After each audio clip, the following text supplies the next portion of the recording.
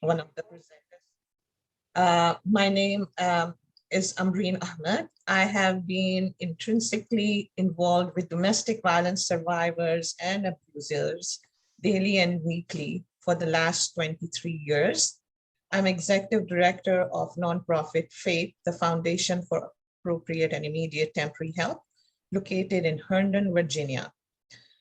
Although we serve all people in need, FAITH has a special relationship with Muslim community and immigrant population. FAITH is FAITH is the only domestic violence program with direct services in Northern Virginia. I initiated a research project that materialized in a guide named What Islam Says About Domestic Violence, a guide for helping Muslim families. I also serve on multiple teams in Fairfax County representing multicultural communities. I'm a member of the Council to End Domestic Violence and other advisory groups focusing on immigrant survivors' needs. I served on the Fairfax County Fatality Review Team for 16 years. FAITH has crisis intervention and development support and wrap-around services. So, Abigail. Thank you. Hi, everyone. My name is Abigail. I am a victim advocate for domestic violence and victims of trafficking at the Ethiopian Community Development Council. Previous to ECDC, I've worked with different organizations in the United States and abroad, focused on migration-related trauma.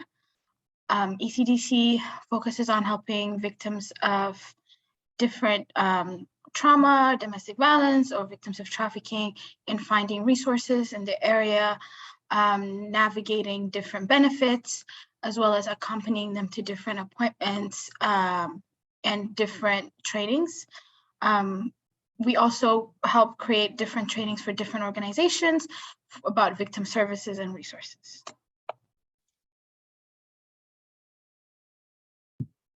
Hello, my name is Bianca Molinari Áñez, and I'm a bilingual mental health therapist, and I work with Northern Virginia Family Service.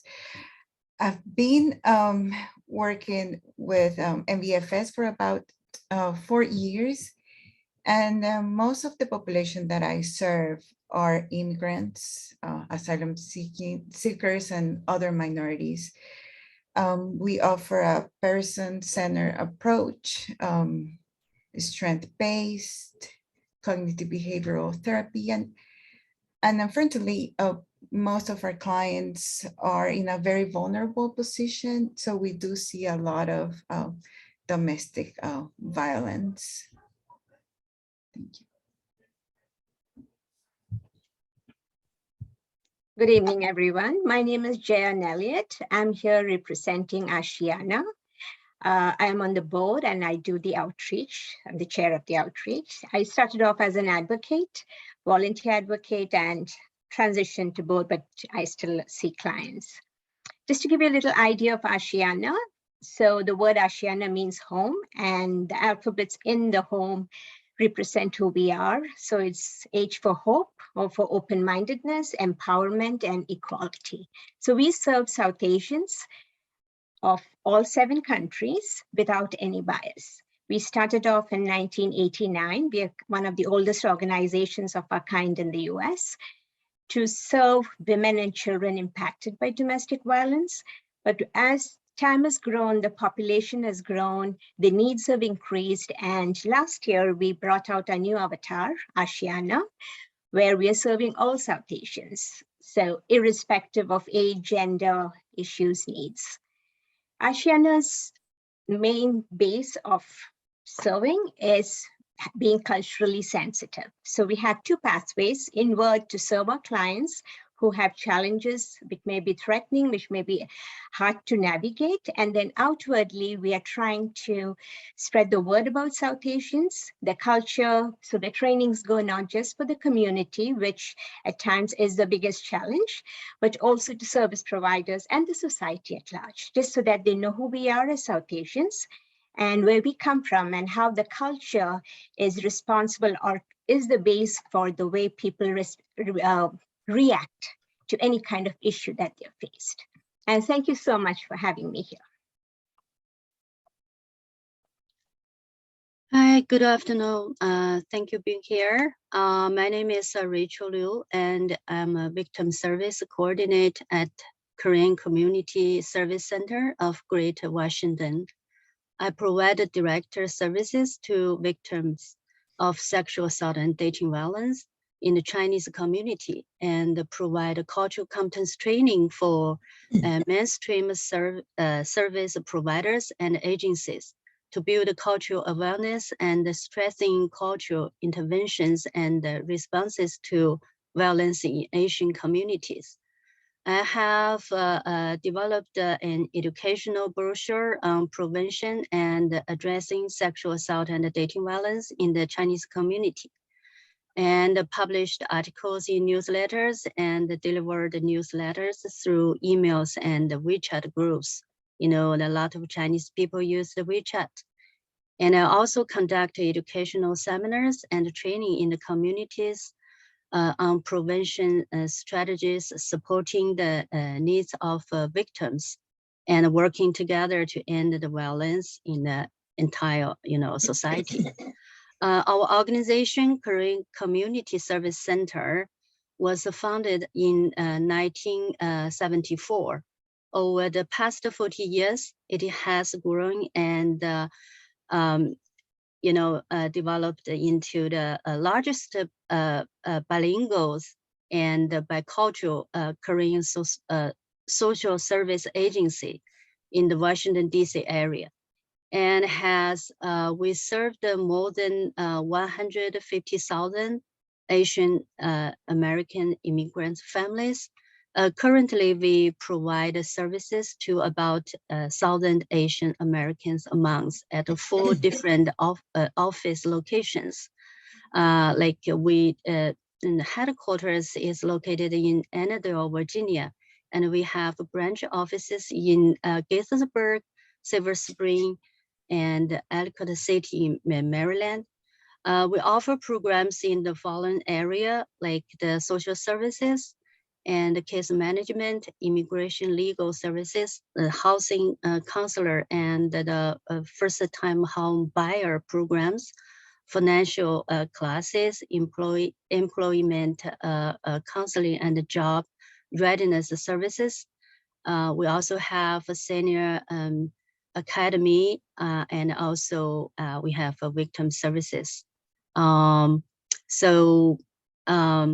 We have a mental health counseling services, alcohol and substance abuse counseling. We also offer affordable health services through 2 community clinics in Virginia and Maryland. Thank you for having me. I'm going to be the moderator for this Tier 2 training. So we have an expert, all these experts here, and they are doing tremendous work in the community. So I would like to ask them, how does the community you work in respond to domestic violence? Go ahead, anyone, please jump in. Oh, I could go. Thank you. So like I said in the beginning, I am here representing the South Asian community. So it's from the 7 countries, from Afghanistan, Pakistan, Bangladesh, Bhutan, India, Nepal, and Sri Lanka.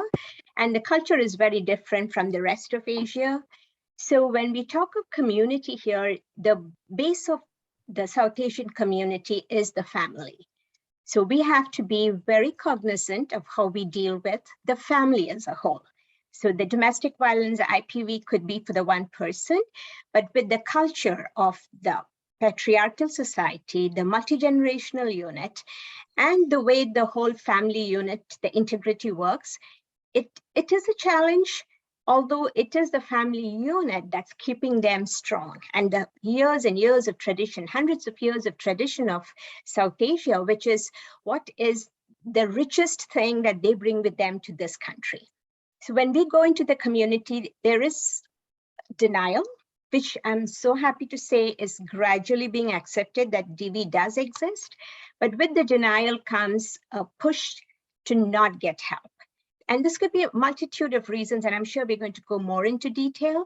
So, but for us as a community, it helps to go into the community as somebody who looks like them and who provides them a confidential, safe pathway to address their issues.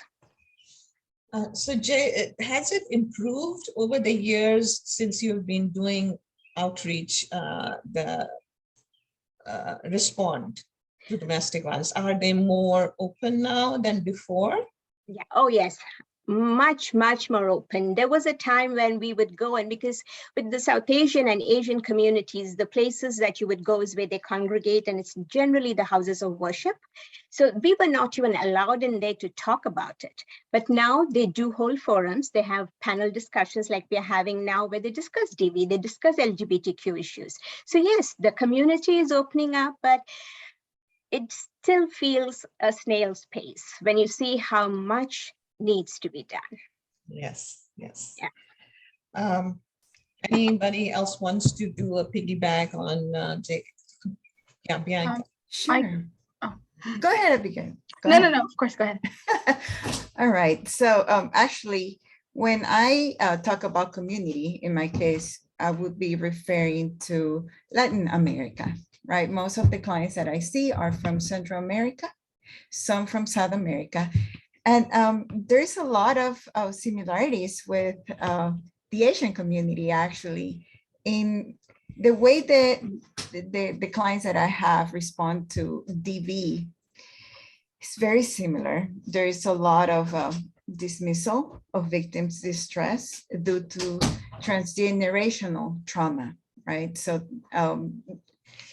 it is normalized, like, okay, so if a woman goes to her mother and says, okay, my husband is doing this, or the husband is going and saying, this is happening at home, it's like, oh, it's not that bad because that happened to me as well. So there is this normalization, this transgenerational trauma.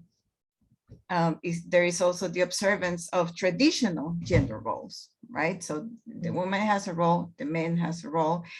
And in my culture, women are supposed to be submissive to men. Men are the breadwinners, and women are the homemakers. And that dynamic actually can create a power struggle, and it makes, in this case, the women more vulnerable to domestic violence. There is also, religious influence in which it's taboo to talk about separation, divorce, or even the domestic issues outside of the home. It's also part of the culture that you don't share. If something wrong is happening at home, you don't share it. You keep it in the house. No one needs to know your business. So there's a lot of taboos, community expectations, religious expectations, and it can be difficult, but things are changing. I want to say that there is hope. I see somebody is raising a hand. Yeah, Abigail, you were going to say something. Yeah, it's similar to Bianca and Jay. We work with the immigrant community in general, but on our DV program right now, we have most clients are from Ethiopia or Eritrea, and we have similar issues where clients or people seeking services are not open to sharing what's going on at home due to cultural barriers.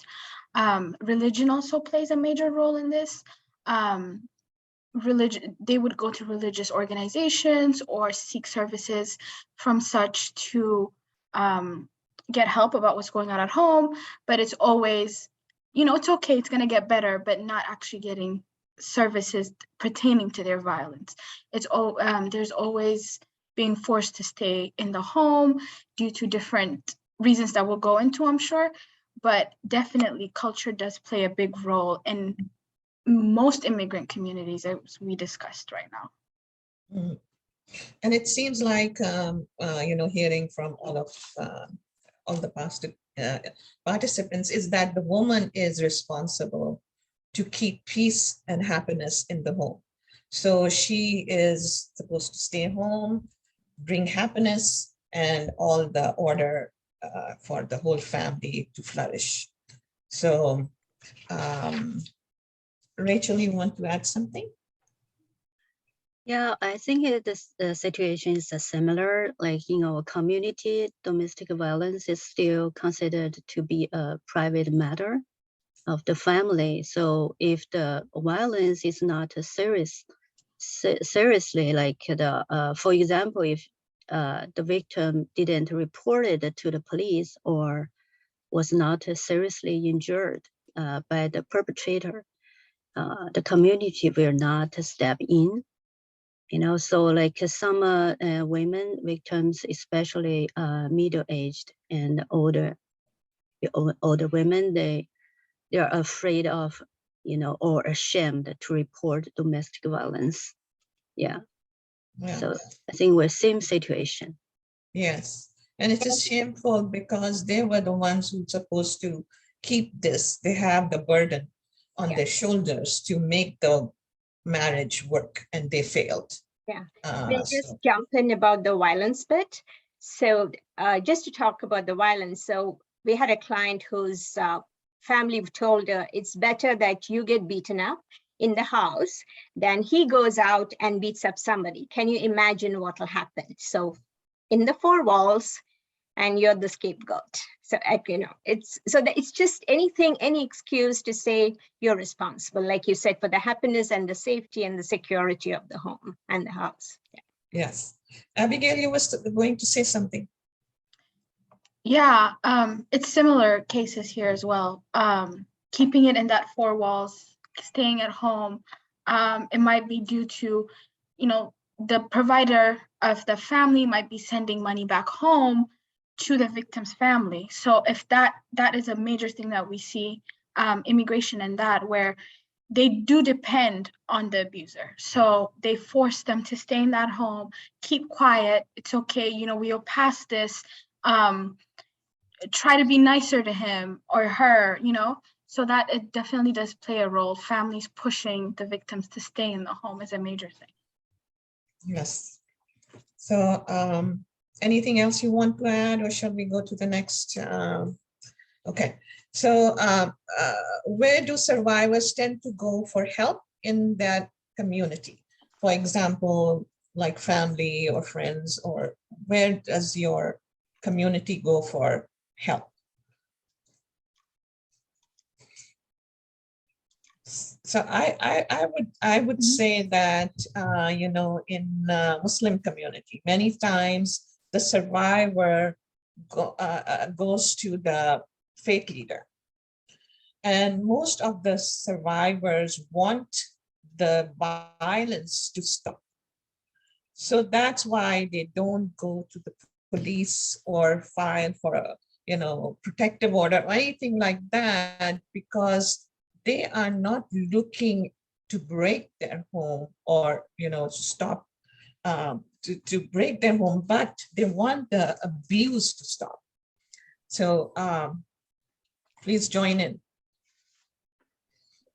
What does your community? Yeah, I agree with you, Ambreen. They do go to the spiritual counselor or the head of the house of worship. We've also seen them going to friends. If they have friends, sometimes isolation is so deep that they have not been able to communicate. But if they do, so some of our cases come word of mouth. They haven't seen the website, they don't know, but somebody's told them and they reach. The problem with just talking, like I said, they're trying to keep it in the house, and there are so many barriers of talking out because they have the fear of authority. And this could be something that's been not something they experienced, but it's more something they've been told about, that you tell your husband is going to, or the spouse is going to go into jail, the breadwinner is gone, you're going to be deported, the children are going to be taken away. The list goes on. So they try and hold on. So the sad part is by the time they come to us, it's really, they're in a very, very bad state. They're coming because that really is a last resort. It's just not because they're thinking, okay, I can go there, make a plan, 5 years from today, I'm going to step out, take my children, get a job. No, it's because they should have left 2 years ago. Yes. Yeah, Yes. yeah. I can definitely relate to that. You know, with the population that I work with, the first to go would be family, if there is family in this country. Most of them are isolated, which also puts them in a very vulnerable position. Then it would be friends, if friends are available.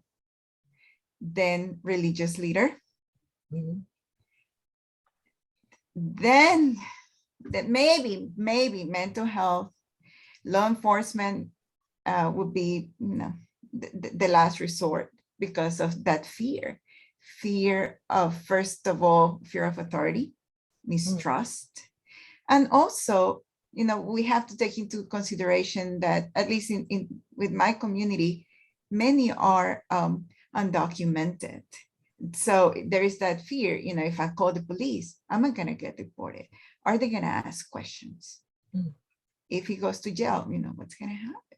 Or it's just very complicated, but when they get to us, it's because they really, really need that help. And, you know, they probably already have PTSD and such, right?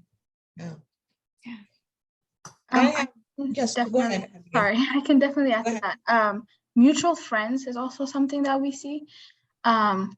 If both parties have a friend who the abuser listens to or respects, we see victims going to that person pleading to, you know, to make the abuser stop, to keep the home in place. But usually the abuser tells the mutual friend, you know, it's a lie. That person is crazy. They don't know what they're talking about. And then, you know, things just get dragged on, and that the mutual friend would not want to involve themselves further. So they step out, and then there's just a cycle that keeps going on. And then at the end, they just become, you know, the talk of the community. So that's a major thing that we see. Yeah, and isolation, you know, the violence flourishes in isolation. So the first thing, what happens is the person who's abusing makes this place isolated, keeps the victim isolated from the faith communities, from friends, from any kind of connection they can make. You know, school, the abuser goes to the school for, you know, meetings, teacher, parent meetings and all that. The doctor's appointments, the abuser is there with the victim to see that she or he doesn't say anything which can point to the abuse. So isolation is such a big hurdle that when you put language barrier, you put this person is not in their country, so they don't know the system, they don't know how you can go from one place to the other. They don't know the safety, how do you contact police, how do you do stuff here, you know? And the language is the biggest barrier, and the isolation. So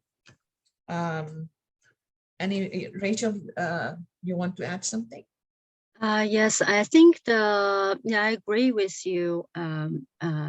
Talking about the survivors always tend to seek help through friends, like who close with her, and ask a friend to find another friend who can help them, and discuss with friends, should I report it, or how could I get help from other people, or, you know, in the Korean community, faith leaders and their first ladies, you know, they always play significant roles as well. Some survivors are more willing to speak with the church leaders such as pastors, first ladies, and even they have a small group every week. They're talking about, and they share a little bit of my experience, what happened in my family. I need help. Yeah, so things like that. Yeah. So it's very fascinating. And these survivors, somehow they manage to get help. Maybe on the playground, another person, sometimes they don't speak in words, but by sign language. And they communicate with the other person what's happening to them. And it is amazing how brave and resourceful these survivors are, but they just don't know the system and the language. They are very, very amazing people. So any last comments on this question? So what are some important cultural considerations when working with this community?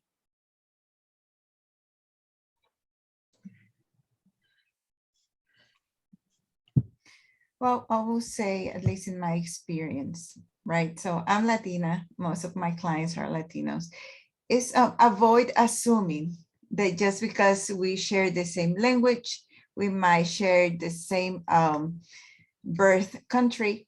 Avoid assuming that I completely understand what their experience is. Always, entering into their lives, into these homes with humility, and making sure that they can feel that they are in control of their story. Is their narrative. I'm not pushing for them, to leave their partners or change their life.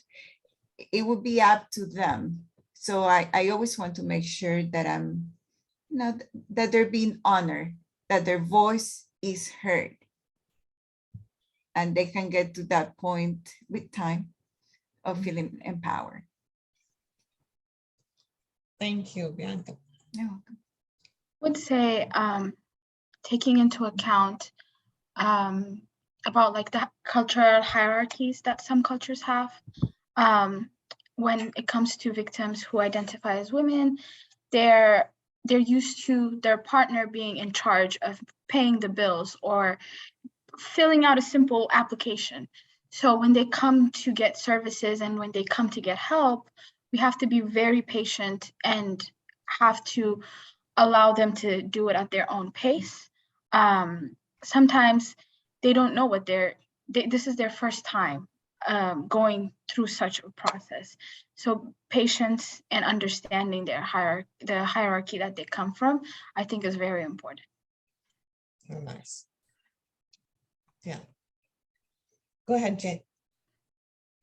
So talking of just the little challenges before we say what it is. So we are speaking a lot about culture, but I do want to add a caveat. No culture in the world condones IPV, condones violence. We have to be very sure. It is just a corruption that's being done by us humans for power, which is what is the basis of domestic violence. So excuse, yes, culture, and that's why they are not doing, but everybody's it's just built into the fabric of the human race now that it's because of the culture.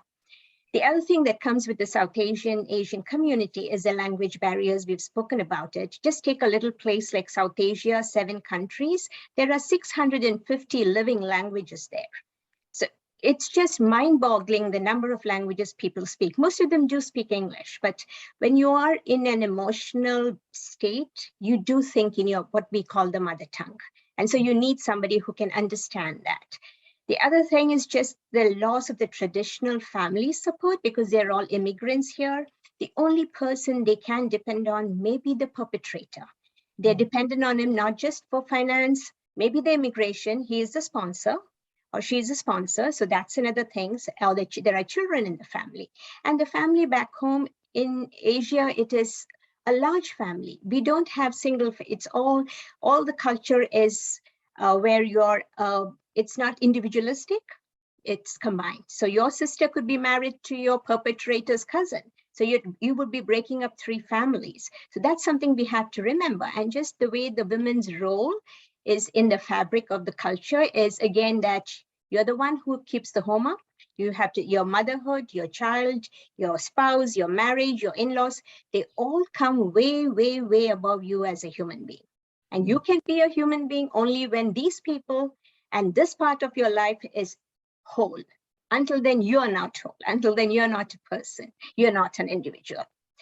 And, keeping the family structure, we've spoken about it so much now, but that's what is one of the main causes of IPV, where people just tolerate it. The survivors tolerate until they cannot.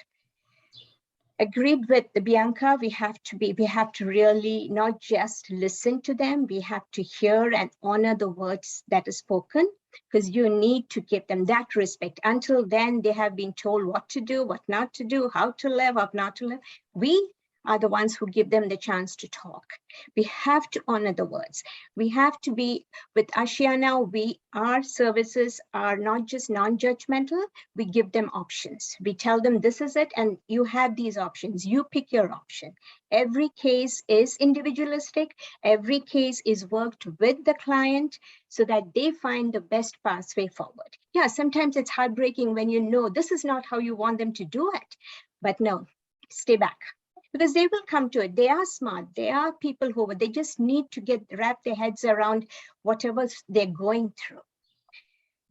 It's just hard to reach out for help to them because they come from the community, and with South Asian communities, it's such an intrinsic community where everybody knows everybody. So the confidentiality is so important. And that's what we say, you come to us, what you tell us stays with us. It's not going anywhere. We belong to this community, of course, but the confidentiality is what gives them that little hope that things can move forward to where they feel secure and empowered.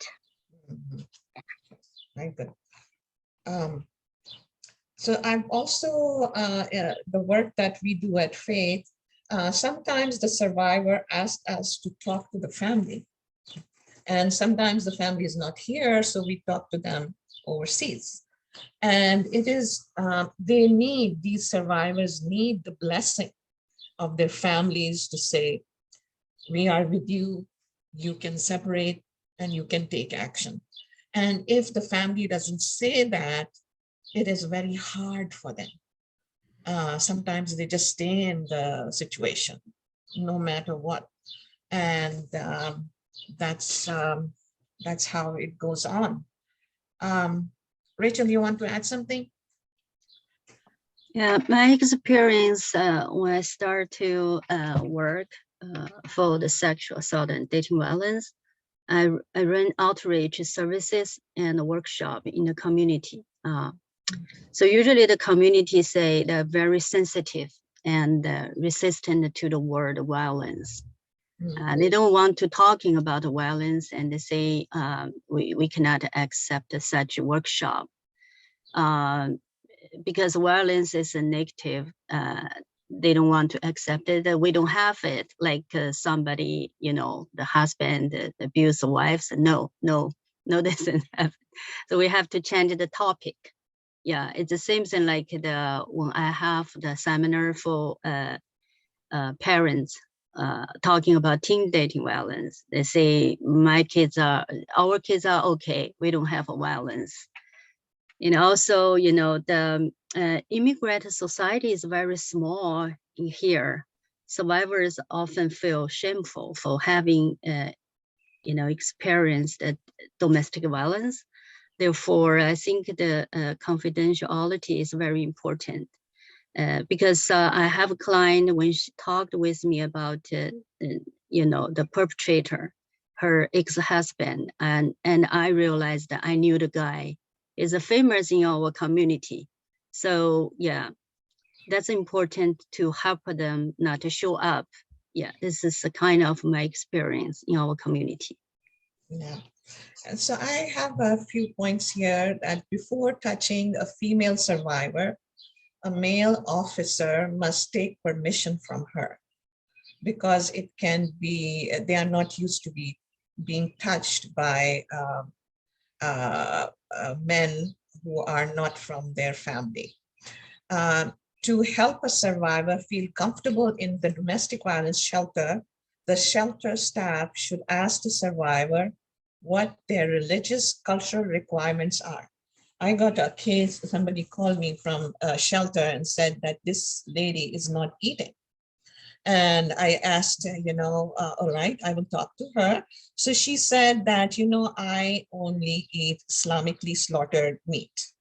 And I will cook only in those dishes which are which have not been touched by pork.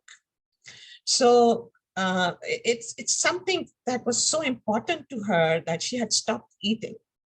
And these are some things that, for a survivor to feel comfortable in a shelter is very important. Otherwise, she will go back to her abuser.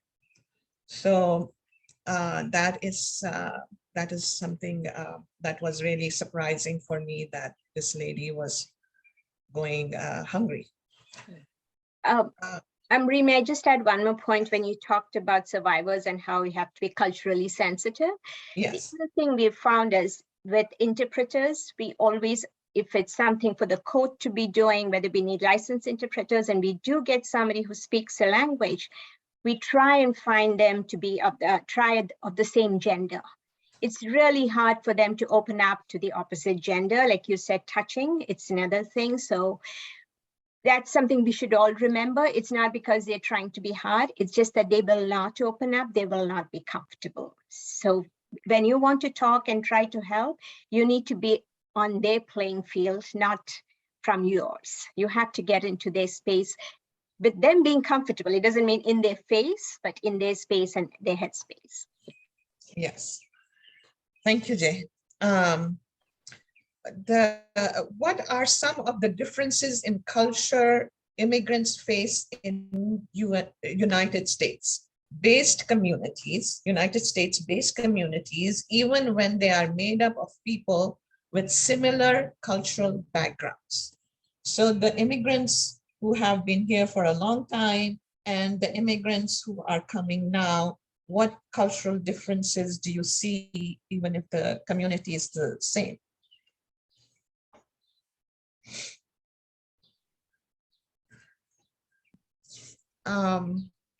So what I found was that the immigrant population, which had been in America for a long time, is used to and knows about their cultural differences from the mainstream Americans and has adopted to some cultural differences.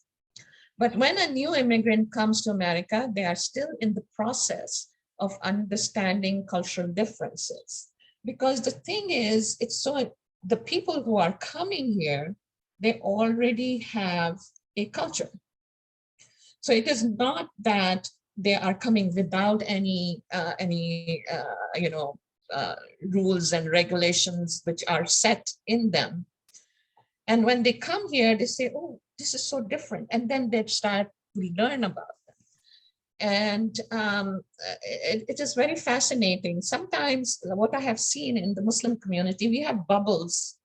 Even when I go to the mosque, there are bubbles. There's a Bangladeshi bubble, there is a Pakistani bubble, there's Afghani bubble. So we are all in the same place, but our closest friends are from our country. So, and the only interaction we have is when we are outside. So just imagine if the victim is isolated, she doesn't know anything about America and American culture. She is isolated. She is with the same rules and regulations that she came with without any understanding of where she's coming. Anybody wants to join in? Yeah, very similar to what I've noticed also with the population that I work with, right? When immigrants from Central America, per se, are just coming, right? It's such a cultural shock. Everything is so different, the most notorious thing, the language is another completely different language. And some of the people that I work with, their first language is not even Spanish. It might be some native language, might be Quechua, depending where they're from. So you have that shock that, first of all, they don't even speak your first language. You're speaking Spanish, but Spanish is not even, you know, what most of the people in this country speak. So it is very, very different.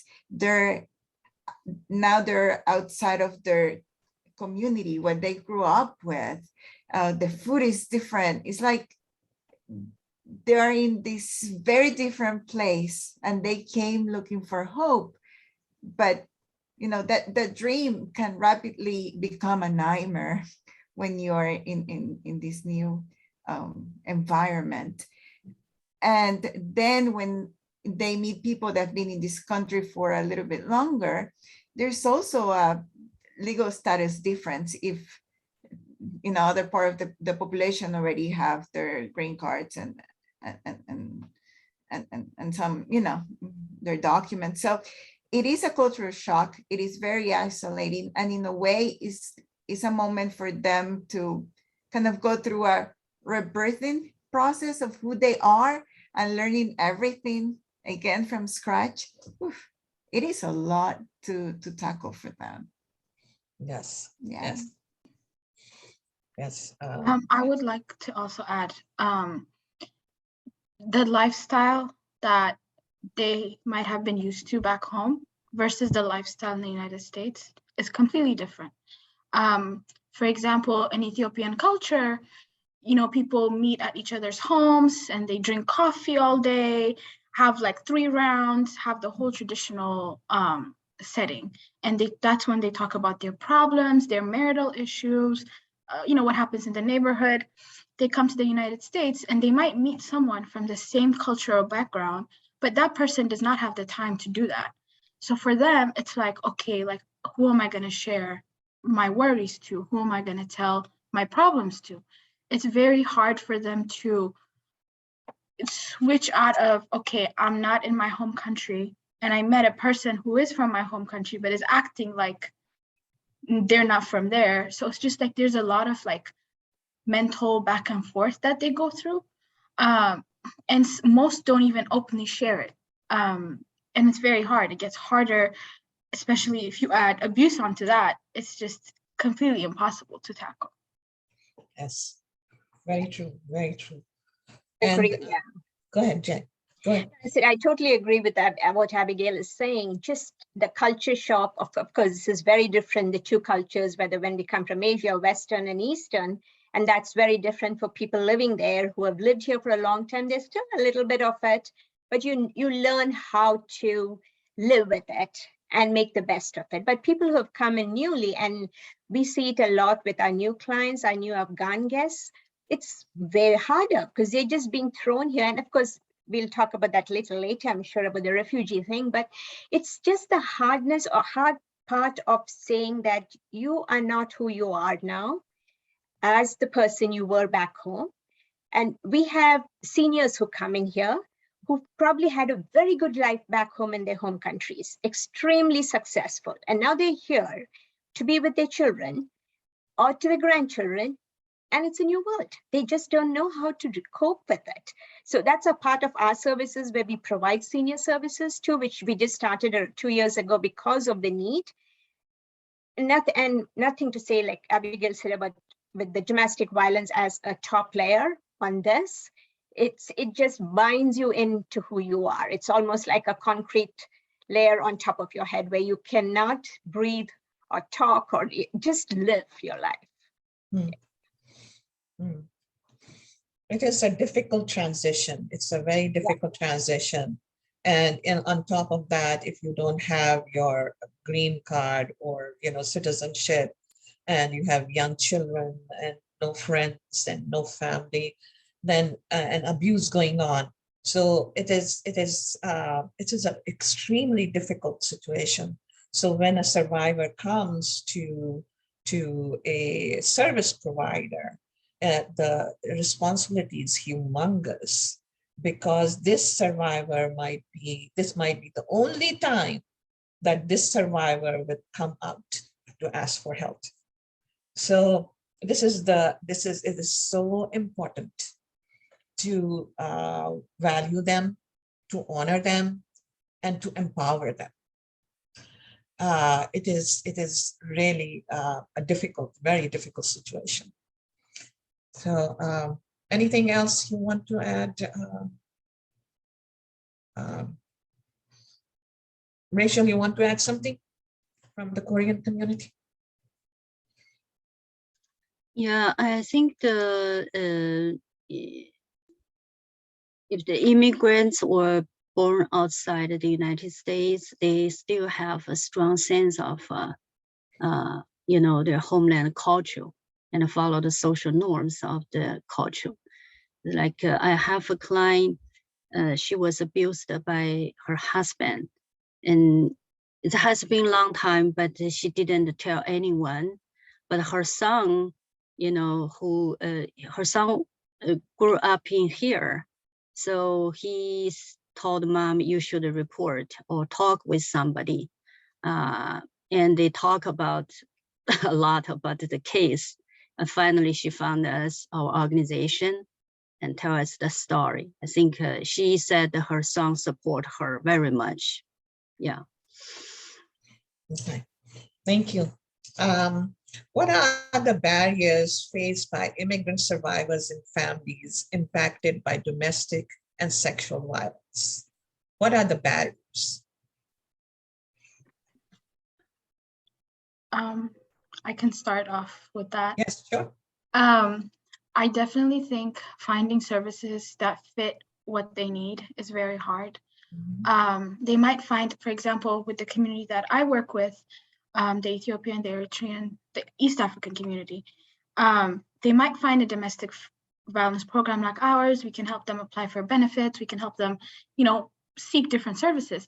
But that's about it. We don't have an in-house therapist. We don't have an in-house attorney. We don't have all of these little things that may seem little to other community members, but is a very important part for these clients.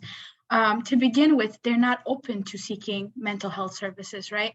And then once they're open to seeking that, it's so hard to find someone who speaks their language. And then once you do, there's a 2 month, a 3 month wait. When that happens, these clients either go back to that abusive home or they stop wanting to seek services.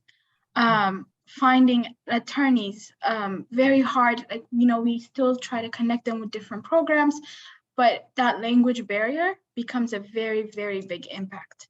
And then just generally feeling comfortable. I know we discussed this before, but sometimes they might call the police and the police might connect them with the county's domestic violence program, but they might not be comfortable with sharing what's going on with the advocate that they're connected with. So maybe having, and I know we'll talk about this in detail later, but having a system where they connect with programs that have advocates of this cultural background or this religious background or language background is really helpful for clients to be open to talk about what's going on. Yes, thank you. So go ahead, Jay. Yeah, no, I think Abigail brought it all up. So it's basically the legal help, which has a challenge. And I think that's across the board since COVID for all of us. We too are a small organization, 99.9% run by volunteers with hardly any resources of our own. We do not have an in-house lawyer. We have to pay out, and all of us know how expensive that is. The second, of course, therapy, which is what most clients need, just for them to feel comfortable enough to find what their options can be. We do try and source South Asian therapists. That's also very hard. It's a lot of money, and of course, even finding them is hard. There are not that many around. And advocates, like Abigail said, once they get into the system, we try to be the median and talk with the advocates that the county or the state provides, but it's very hard. It's not, you can't have 2 or 3 people talking because they are so unsure of the confidentiality of the things going out of the community, more people talking to them. So it becomes it becomes really hard to balance out where we are going with it. We know we want them to be comfortable talking, and they have to talk to such people for the help, but we can't do it all on our own. And they may just disappear back into where they came from because of the feeling that the whole world is knowing this story. In fact, we have a client right now, active client with Fairfax, and they're doing an amazing job for her. But every time when we talk to her, the question is, oh my God, how many people are going to hear my story? Will my husband hear it? Will my in-laws back in the home country hear it? And it becomes really hard because we want to help, they want help. And like Abigail again said, I would say that again, we need to find ways where they can be comfortable in their little space so they can get the help they need. Yes. And that is so important, the language, as you mentioned, and the culture and the support that they need from the system. Yeah.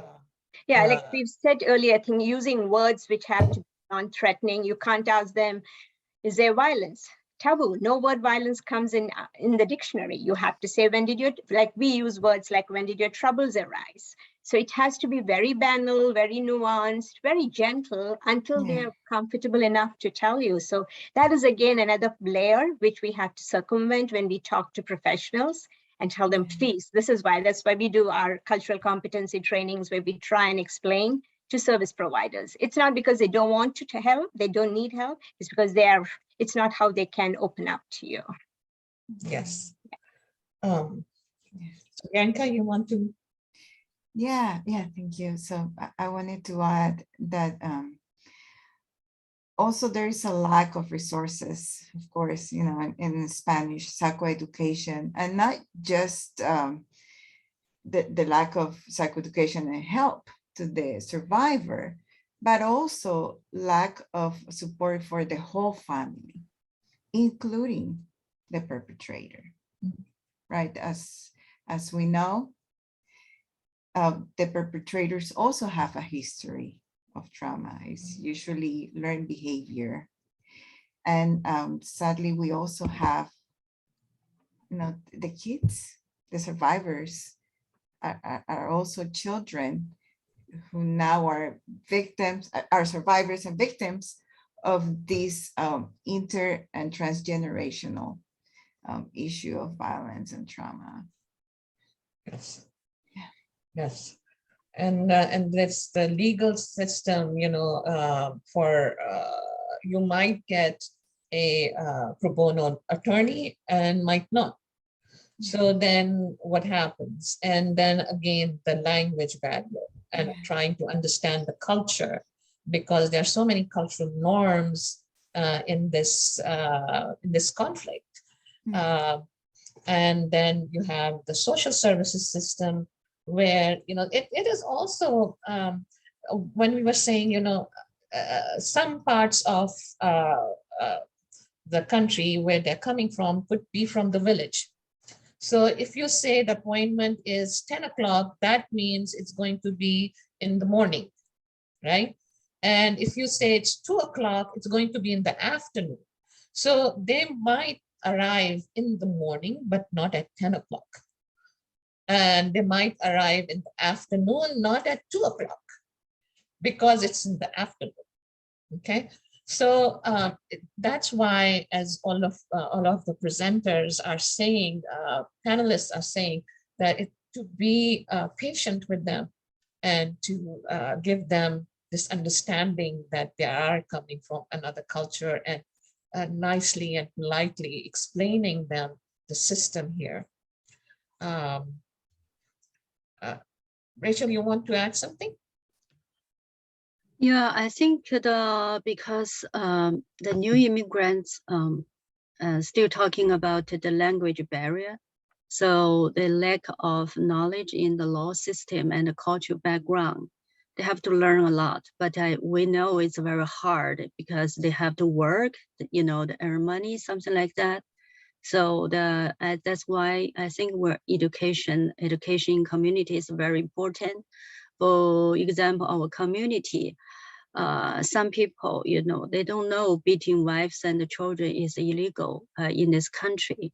They don't know what, consent is in a intimate like a relationship and why it is necessary for both parties, because they don't know. They need to learn more, but they didn't get any like enough resources from people. So Yes, yes. And also racism. And I have Islamophobia here also, because we have to realize the political environment that we are all living in, and whatever is happening in the world. And we are human beings. We are listening to the news. We are, reading the newspapers and all the information we are getting on media, and it influences us. So how to be aware of our own biases and not to let those biases influence our work. It is very important to be aware and to learn how to keep our biases separate from our work. So I'm gonna just take a pause here. I hate to take a break in this discussion. I absolutely want to hear more. We are at 6 o'clock, so we are gonna take a quick 5-minute break. And when we return, we're gonna talk about some of the specific things that we see in the Northern Virginia area, our services, our trends. So please don't go too far, but please take these 5 minutes to get a drink of water, take a break, and we will be right back around 6:05. And also, as a reminder, feel free to put your questions in the chat and we will talk about them in our audience Q&A. Thank you.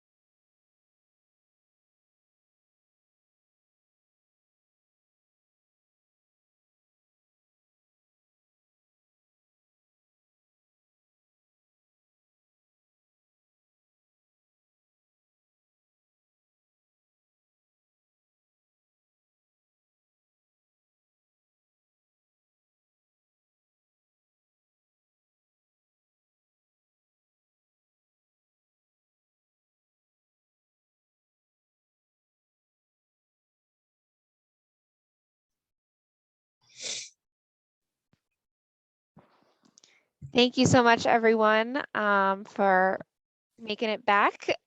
We are going to continue, as I said, with our panelist questions, and then we will be moving into audience questions. Rachel, I saw put information about Korean Community Services Center in the chat. That information about all of these different organizations will also be shared following the training. So I'll hand it back to you. Thank you, Abigail. So the discussion is really going well, and I am very excited. What are some of the current trends you see in challenges or gaps in services in the Northern Virginia and DC area for immigrant survivors?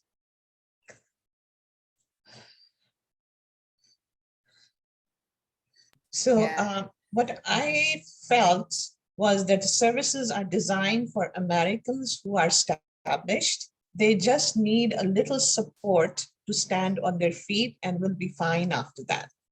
What immigrant survivors need is long-term survival services that can help them stand on their feet.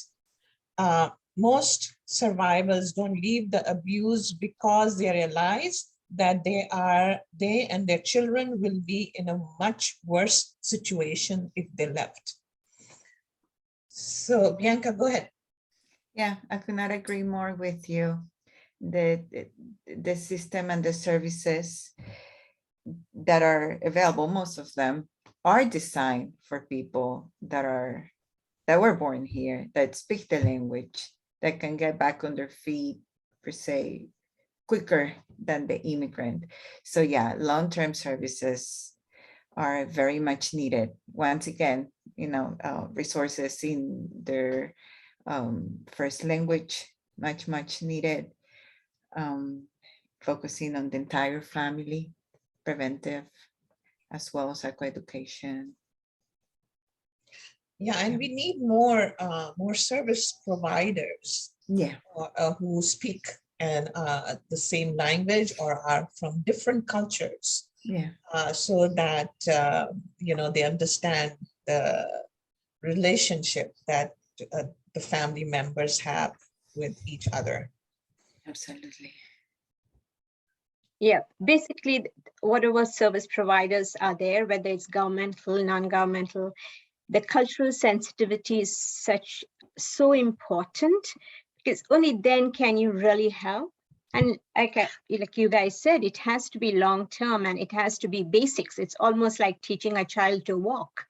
You need to be there holding the hand for a long time. You cannot let go.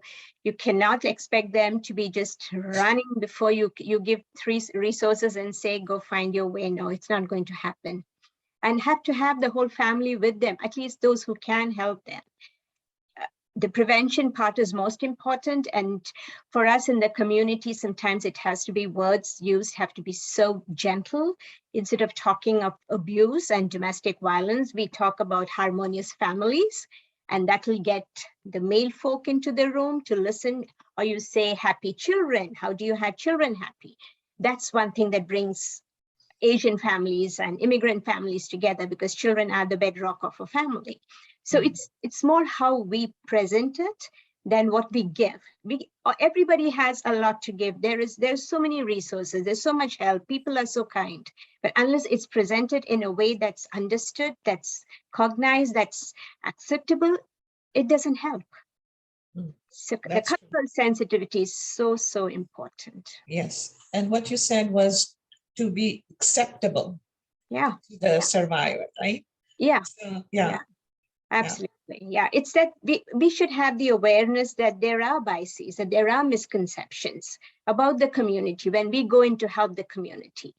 And instead of building on it, we should stand away from it and try to explain to them that we do not make any assumptions. There are no stereotypes. Not that everybody who's an immigrant is illiterate or everybody who's an immigrant is being beaten up because of the culture. No, it's not true. We have to make sure, and we have to be very sensitive in displaying our professional power and authority, because there is a deep-rooted fear of authority. Yes, yes. Just a few things that we have to remember to be on the same page. Yes, yes. Yes, Bianca, go ahead. Yeah, that's very true, especially when there is some traumatic experience that they have had in the past with authority. Yes. So they're already coming with these traumas. Yeah. And they're not gonna be open, and there's gonna be this distrust of the system as well. Right. Yes. Yeah, and sometimes there is no experience of authority abuse or any kind of oppression. It's more what they perceive or what they have been told, or what it's just the inner fear because they're immigrants. Like you said, the immigration status could be anything. Or you may have children who are citizens. You are still dependent on your spouse's visa. So it just has so many layers that could be binding them, holding them down. Yes, yes, very true.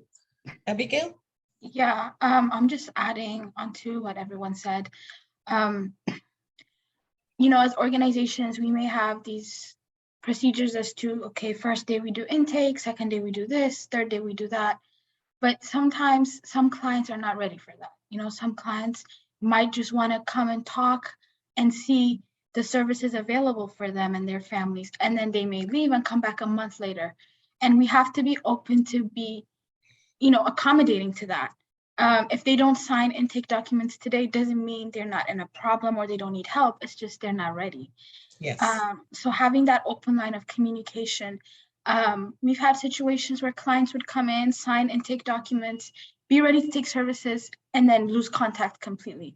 So even letting them know, okay, hey, listen, I know what's going on. I will help when you're ready, come back, and just letting them know that it's okay. Like, you don't have to be ready today, I think is a very important part of this work. Yes, thank you, Abigail. Yeah, they are actually looking and evaluating, is the outside less scary than the inside, or is the outside more scary than the inside? So this evaluation is going on, and they're not taking any action because the evaluation is going on. So we have to be very, very patient and empowering in this time. Rachel, you want to add? Yeah, I think actually most of the survivors face difficulty finding divorce attorneys with lower rates. It's hard to find a good attorney. You know, they cannot, you know, pay enough money to find a good attorney. So they have to delay. And also some survivors who had to remain in abusive relationships because of all the barriers reported that there is no resources or information for them. They said that that all the services are focused on people who are ready to leave the relationship. So if they want to keep, you know, even the abusive, but a lot of reason they cannot just leave right now. They have to keep the relationships, and they have no, you know, the support from, you know, like the services. So that's the one thing. And also, I think the shelter programs that we just mentioned, another gap because victims need stable housing until they complete their legal process and be, you know, financially independent. So it need a long-term safe housing other than temporary shelter or homeless shelter. Yeah, this is we face a lot of cases like that. Yes, yes, thank you very much. What services are available to immigrant survivors in this area? What are the organizations providing those services? So you are providing services, and I think because we are really running low on time, how about if we give each one of you 1 minute to talk about your services? We're not running too low on time. We've got a solid 15 minutes so before we move to Q&A. So don't worry about that. All right. I was becoming a little bit. Okay, so please take your time. Go ahead. Okay, I can start. Well, Yes, please. in VFS, we offer an array of services, but focusing on domestic violence services, the Multicultural Center, we have a program in which we provide culturally appropriate individual and group counseling, advocacy, case management to both people who commit the acts of domestic violence and also the survivors. We really try to focus on the whole family. We provide psychological, educational, and social support. We offer different groups. We have a state certified batterers intervention program. We have a support group for Hispanic women as well, for DV survivors. I also have group that I provide on Wednesdays for anger management. That one is in English, but we also provide it in Spanish. And we also provide with legal aid as well. Thank you, Bianca. Mental health, individual mental health. Thank you. Abigail? Yes, so ECDC is primarily a resettlement agency, but we have an advocacy program that has three sub-programs. The first one is a domestic violence program, a victims of trafficking program, and a VOCUP program for victims of crime. So all these programs have case management, intensive case management for clients, accompaniment to different appointments like medical appointments, court appointments, legal enforcement appointments. We work in just sitting down with the clients and navigating different resources available for them, from mental health to housing resources. We also work with different organizations in the area when we have mutual clients to navigate resources and finding something that's more culturally and linguistically appropriate for clients. I speak Amharic from the staff, so it's easier for me to communicate with organizations that have Amharic speaking clients because of such a large Ethiopian community in this area.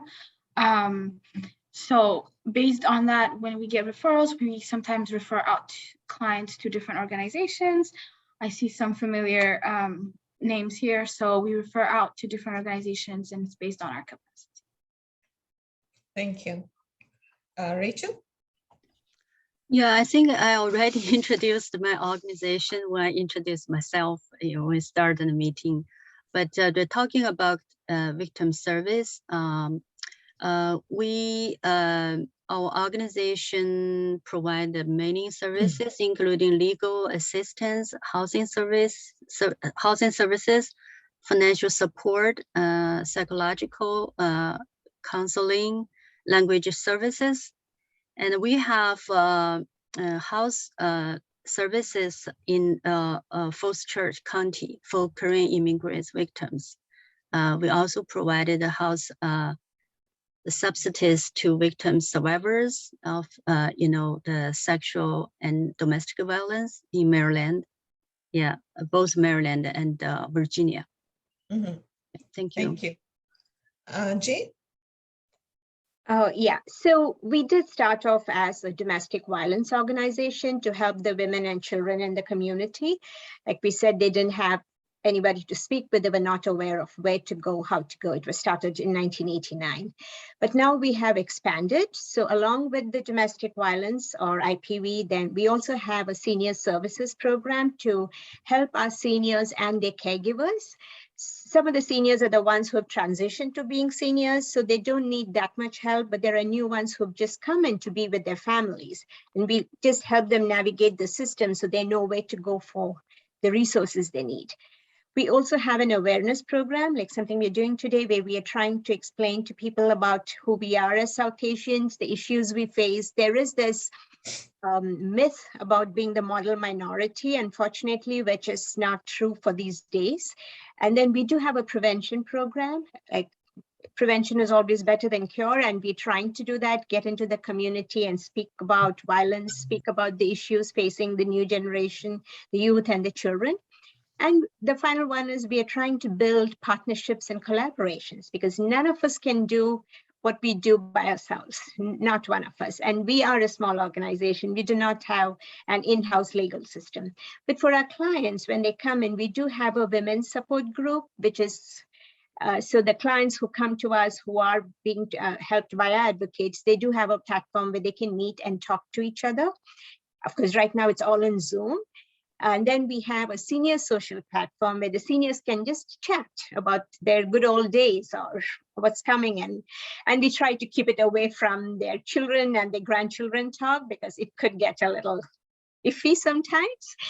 You know how it is with Asians, we love to talk about the in-laws. And then we do have, we refer for resources, whether it's legal or mental or for health. Counseling we do have in-house. We do career counseling, which is so important for the empowerment part. So we help them get credits, we help them get basic classes or transfer credit from their home country. And we have trained them on life skills, on interviewing skills, on resume writing. And the counseling, like I said, mental therapy, we do have a couple of South Asian therapists who are not in-house. They are professionals who we send our clients to if they are free and if they have the time. So in short, that's where we are with the program. Basically, it's just try to provide our clients with culturally sensitive help. We have a helpline, that's where they call in. It's very confidential, managed by a client services manager.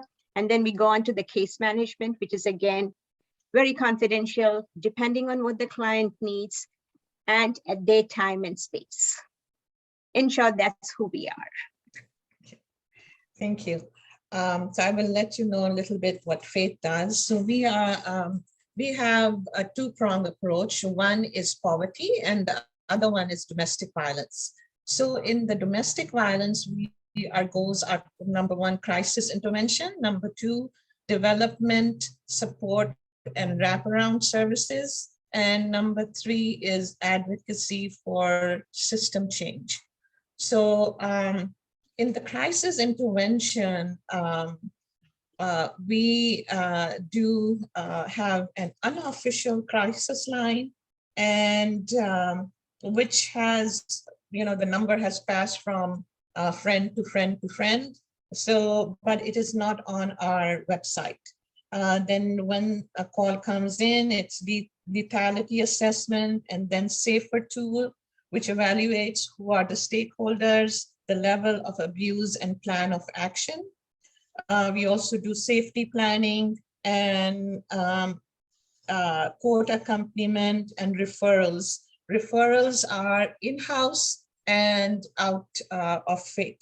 So in-house, we have our programs, which are like food pantry, thrift store, then we have financial assistance and children's program. Then in the development support and wraparound services, in collaboration with FAITH Self-Sufficiency Program, this initiative helps single parents stand on their feet and support their children. So in this, we do have a small budget for legal fees, a budget for mental health services, rent, miscellaneous, and then referrals are external and internal. So that's where we are. Then we also are doing some research from the Islamic point of view on domestic violence. And the publication is on our website and it is free download. And you are most welcome to go to our website and look at the resources available there on our domestic violence page.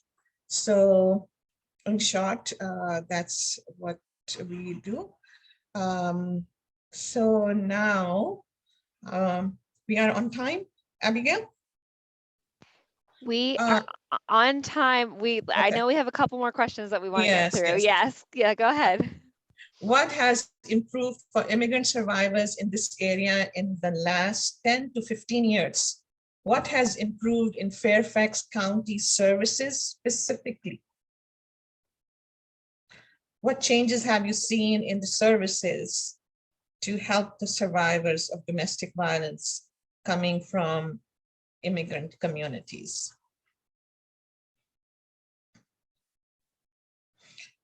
What I see is language services, interpreters in county services and courthouse.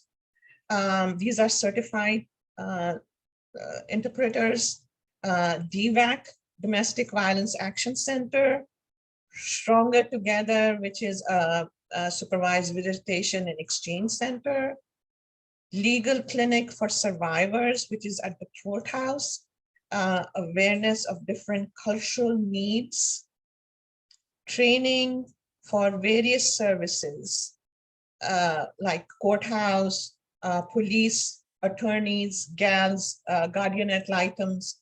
So these were the few things that I noted that, you know, Fairfax County is really trying their best to improve their services.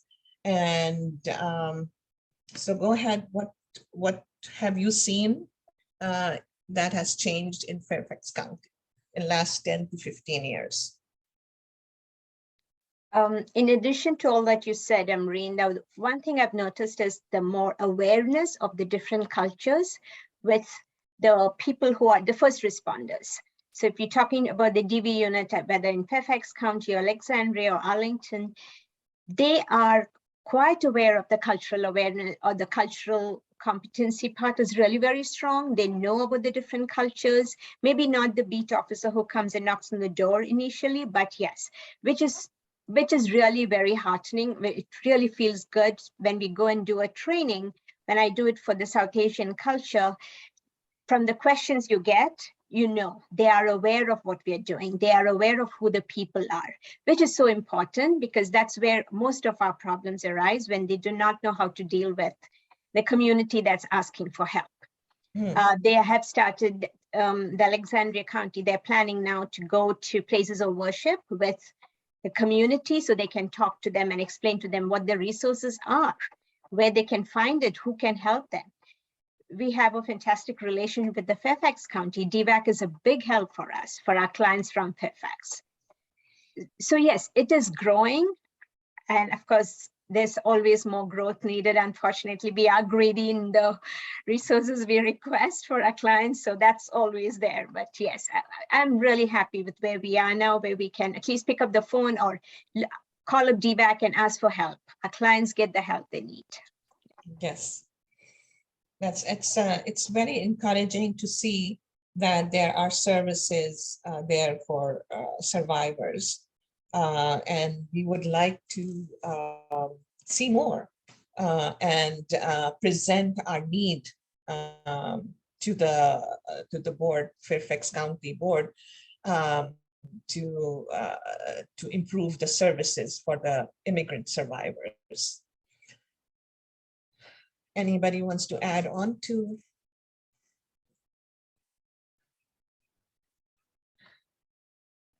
Okay, so recommendations and collaborations.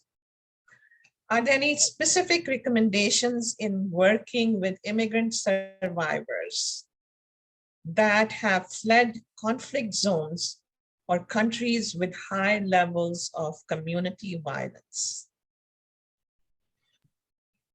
Yeah, absolutely. So one of the main key points would be establish an alliance and focus on building trust with the client, right? So immigrants that have been through conflicts like that can be mistrustful, as we were saying, in a new country. They're not really understanding the mainstream culture because it's so new, and they might see us, the helpers, as part of the system. So building rapport and providing a safe space will be key. Yes, yes. And that is so important that, you know, training on how to provide trauma-informed services, because it is so important. If you connect with the survivor, that is the first thing that you do, is connection. If that connection is established, then you build on that. If that connection is not established because you were not aware of what's the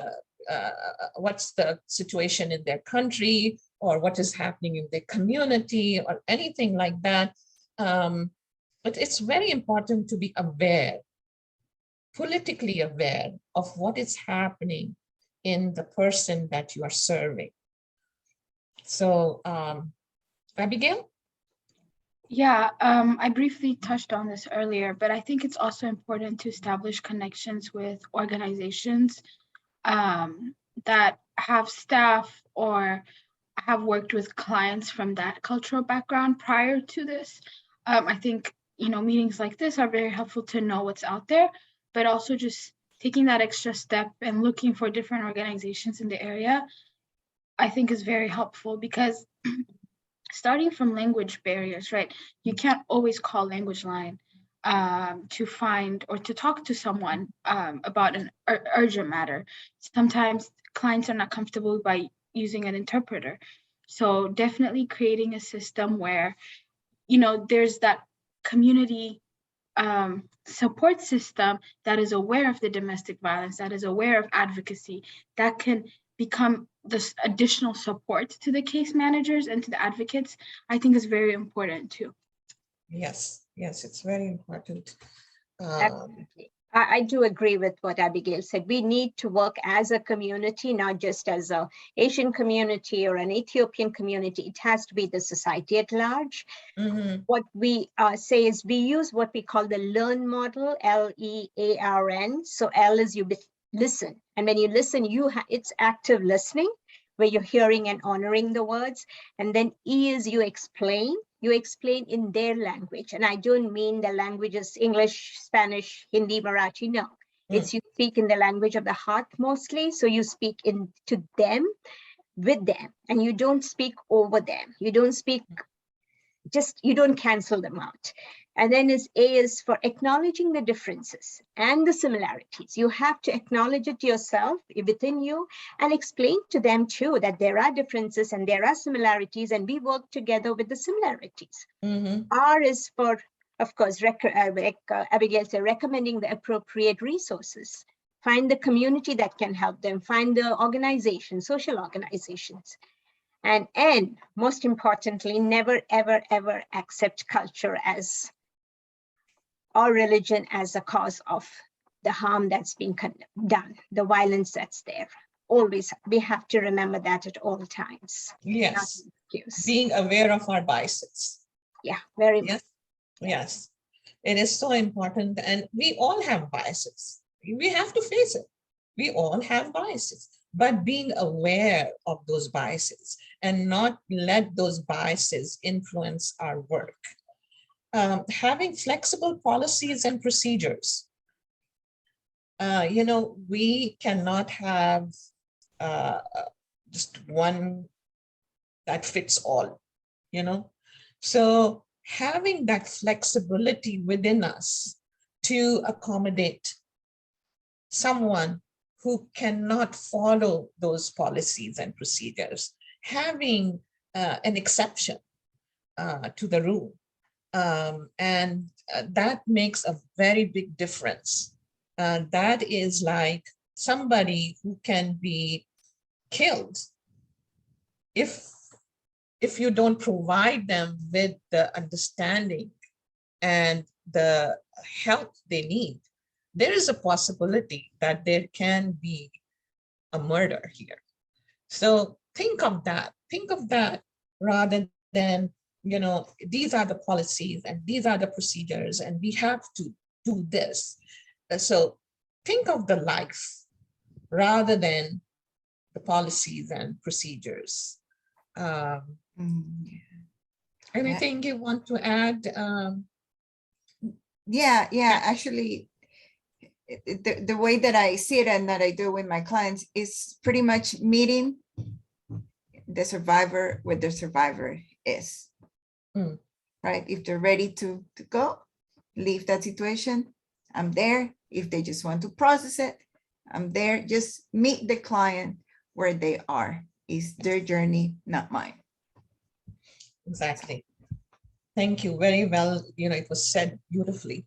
So what are some ways we can collaborate to improve coordinated community response to addressing the needs of immigrant survivors in the future?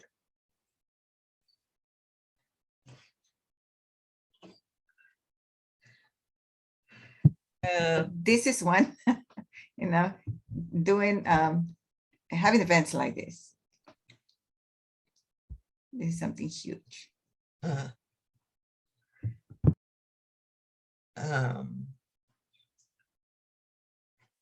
Jay, you want to add on? Yeah, no, I do agree. Yes, it is important for us to speak, especially because most of these survivors are the silent ones. We need to speak for them. We need to advocate for them. That's the word advocacy, of course. But it's more something we do actively. And when I say speak, it's speaking to the society at large, not just to the community, not just telling them what to do. They are not the ones, because what we need to do is not call them out. We have to call them in. And to call them in, we need to speak to the others who are out so they can all be brought in together. Our survivors have to be our GPS to lead us to the right path. We are not the GPS for them. They have to be the ones. So whoever it is we are talking with, whether it's service providers or just your neighbor, when somebody says, oh, it doesn't happen. I think something is happening in the house because the child told my son. Let's be active. Let's be proactive and empathetic. It doesn't mean that we go there and try to get the perpetrator in jail. Please don't. We are not equipped for that.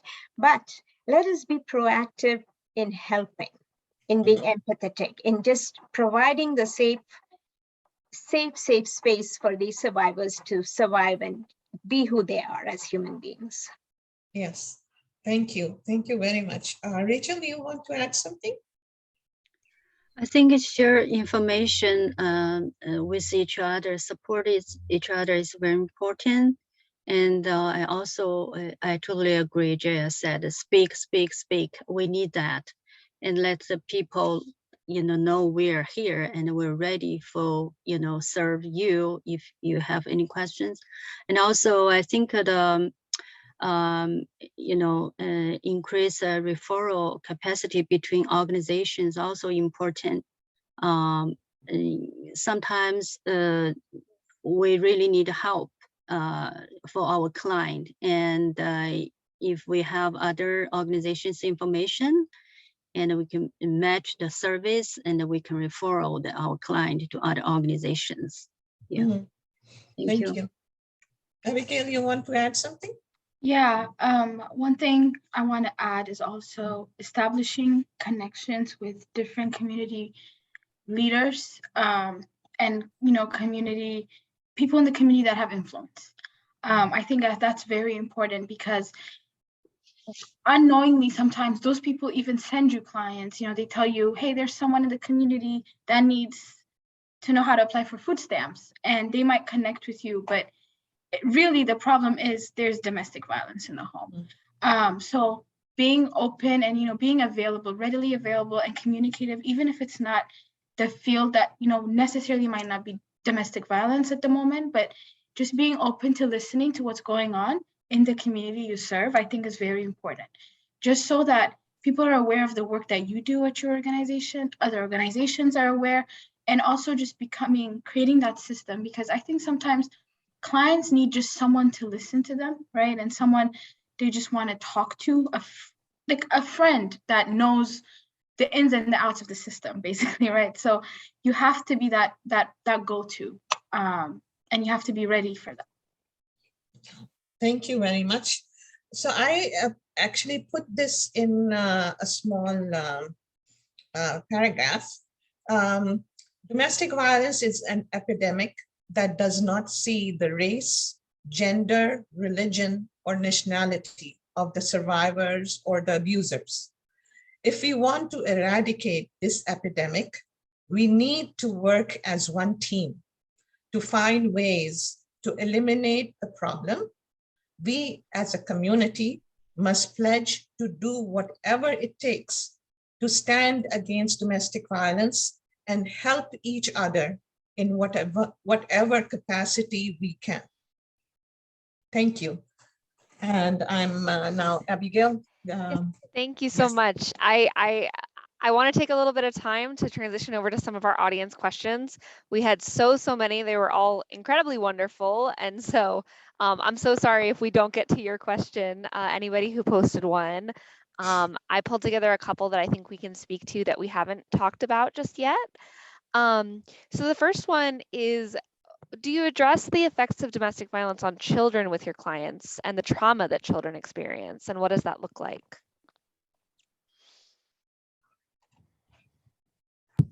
Yeah, well, we do that. I do that as a therapist. And it's very interesting because, as you know, how we were talking about how most of the time women are the victims and survivors of domestic violence, and that we feel that we have to hold the family together. So many times when we talk about the psychoeducation piece on how this traumatic experience can impact their children, that right there is a game changer for the clients. That's when most of the time there is a fire ignite in them, and they're gonna start, you know, of course, a safety plan and also planning how to get out of this situation. Yeah, absolutely.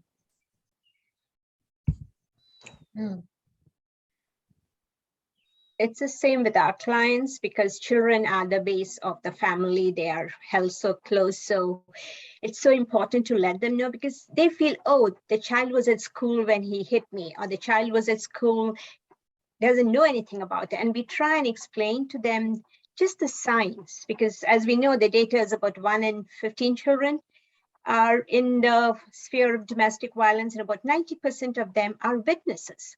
So we try to tell them that the only way to break the cycle of abuse is to have the children protected, have them have the education along with the rest of the family. We do tend to, in the Asian culture, to keep the children away. It's like, oh, the elders are talking, children not allowed. But this is one sphere where we feel that we have to be talking to them, especially when we know there could be violence that may not be directly onto the child. And that's another thing, even if it's happening, they try not to say, because they're worried the children will be taken away and put into the foster system. They're not aware of the laws. They're not aware of the policies. So to give them the confidence that, no, your child will be with you. We will protect the child. Start from there. Always, it's a feeling of giving them that they're secure in talking to you, and then you can talk to the child and help them with the child.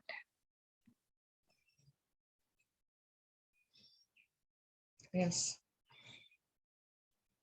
And also that when the woman is trying to come out, she's first thinking about her children, then herself. So if this is a very big, this is very important to her, that no matter whatever she's going through, are her children going to be safe when she comes out? And what kind of situation, what kind of services they will get, what kind of support they will get. So she's more concerned about them than herself. So it's very important for us as faith victims advocates to explain what are the services for the children and what kind of help the children would get.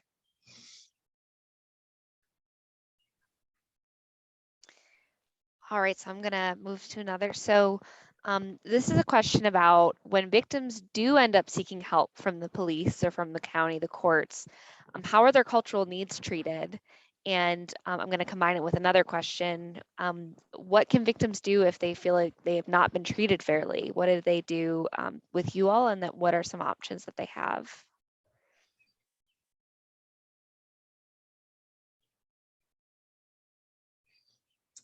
It is more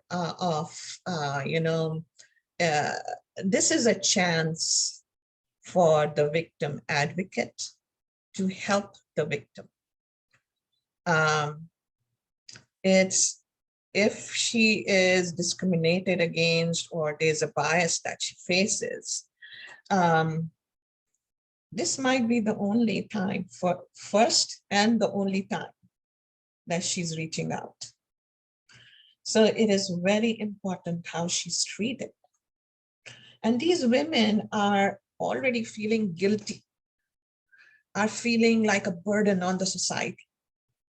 So they are not there to make trouble for anyone. They just want somebody to help them out of this abuse, either to stop the abuse or help them out.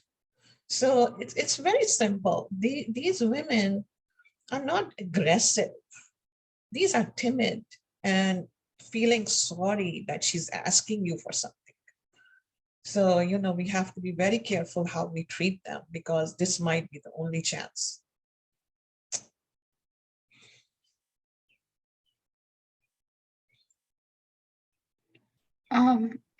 One thing that I have seen is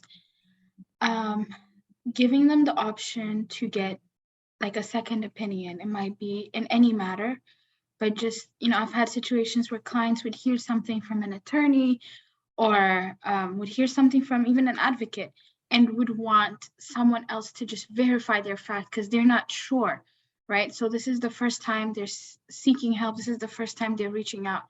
They want to know, or they want some type of guarantee that they're going the right direction. So I think it's important to have that open line. Okay, listen, like our organization does this, this organization does this. You know, you have that option of going elsewhere. And then also in regards to being discriminated, just helping them understand there's a grievance procedure in different organizations. Letting them know that it's not okay, like a police officer cannot treat you badly, or letting them know that an advocate cannot treat you badly. Starting from myself, like clearly showing them, okay, there's a procedure, you can always go higher up to explain your grievance, I think is very important. It's so true. Just letting them make the choices. It's so important. It may not be the choice that you want. It may not be the choice that they need at the time, but give them that, empower them. For us, we say with Ashiana that the first call that is made, the first reach out, we would prefer if the client did it themselves. It's not because we're trying to make it hard for them. It's not because we want to show that, no, you need to do it. It's to just make them feel that empowerment. That's a small step in this long journey they have had where they feel, okay, I made the first step. Maybe they will not call back again, but they have done it, and you can be sure they will come back when they really can, when they are ready in their heads for doing it. But yes, let us give them the options. Let's give them the choices, and let's be there, listening and honoring and listening, just being with them. It's so never ever call them out. It's always calling them into you, with you, to work with you. We cannot make their domestic violence the highest or the greatest tragedy of their life. It's just the greatest highlight at that particular time. And this is just a small blip.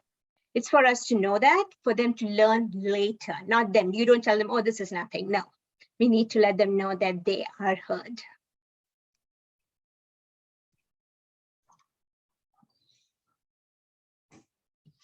I think it depends on what the client, the needed victims or the survivors. Yeah, I agree.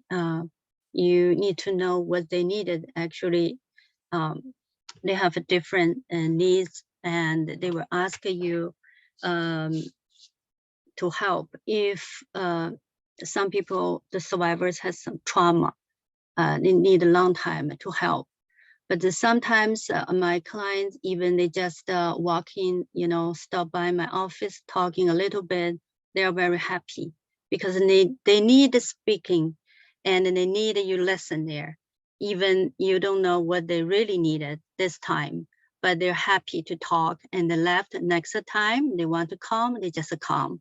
So yeah, and then step by step, maybe 6 months, after 6 months, 8 months, they feel better. They know what they really needed, and they will tell you, and we can continue to work together.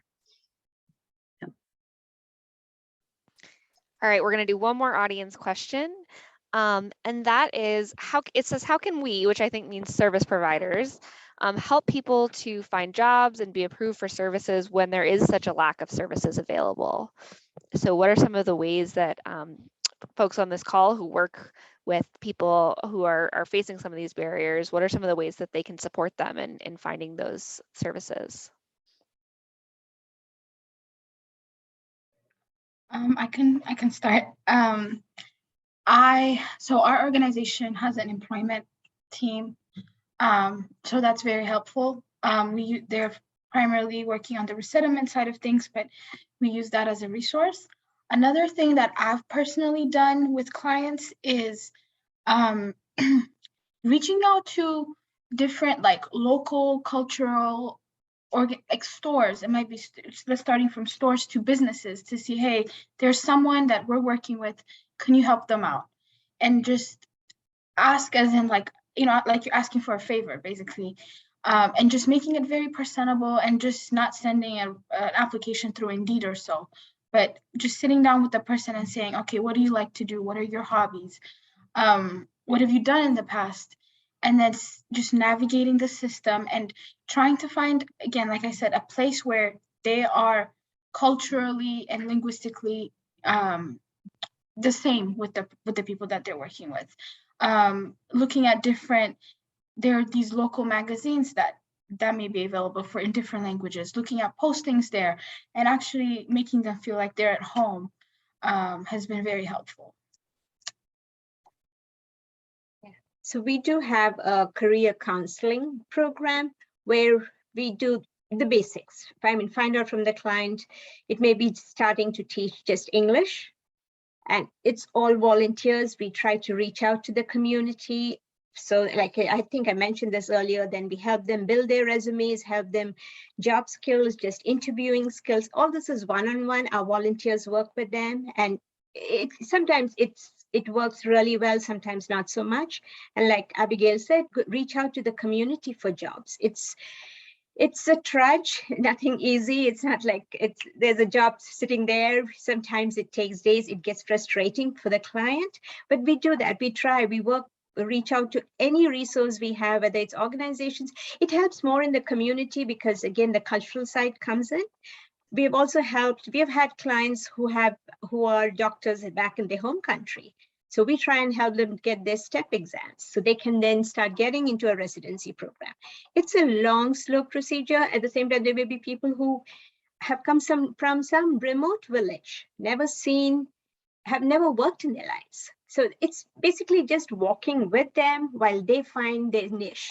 And until then, we are there with them. We let them know we are there. We are not going to let you off. Maybe you have to write the resume 10 times before you find the right place. Mm. Yeah. And sometimes the religious place, like mosque, has a board where people put what they need, like they have a room for rent, or they need a babysitter, or things like that. So some mosques are organized enough to have that board where they have jobs available.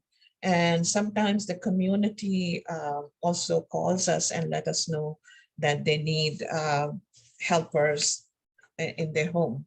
So it's not the regular job center where the jobs are available, but mostly going out in the community to the grocery stores.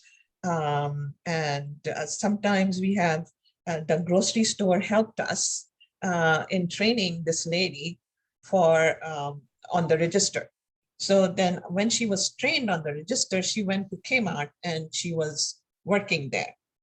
While we were paying, this was unpaid at this ethnic grocery store.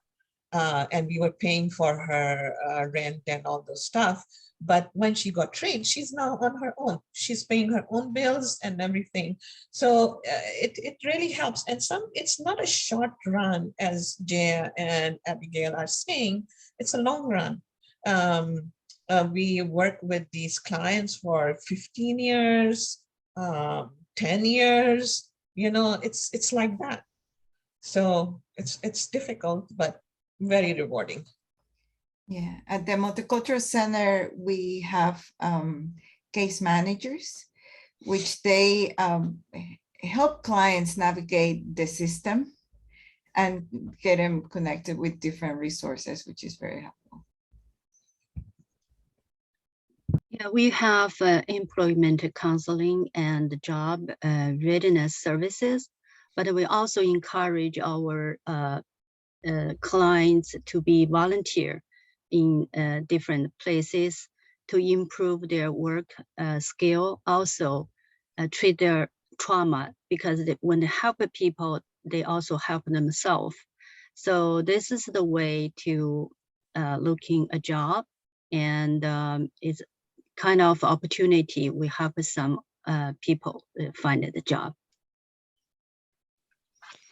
Thank you all so much. So we are getting right up towards the end. I first of all want to thank all of our incredible panelists for being here and sharing their depth of knowledge and their wealth of knowledge. I also want to thank all of you for attending. We're so glad to have you on this Thursday evening.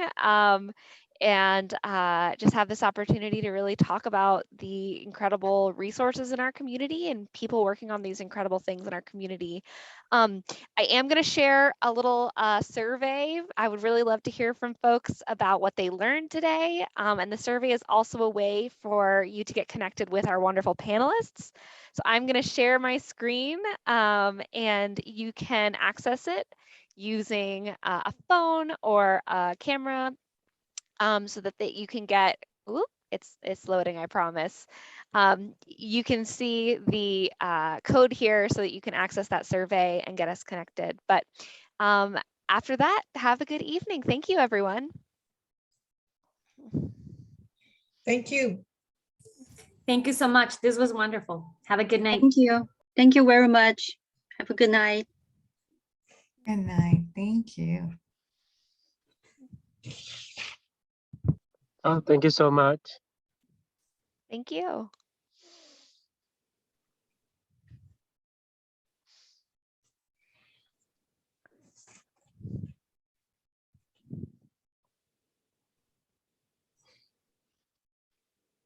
The link is not working.